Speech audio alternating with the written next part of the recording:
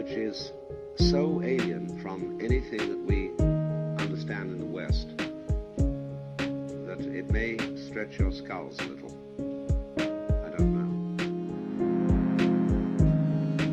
Because, of course, integration means that you get two aspects of yourself together and acknowledge them both as you, the conscious and the unconscious.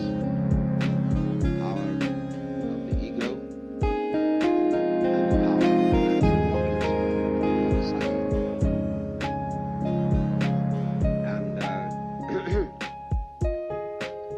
So in every art, one realizes there comes a point where your will is exhausted.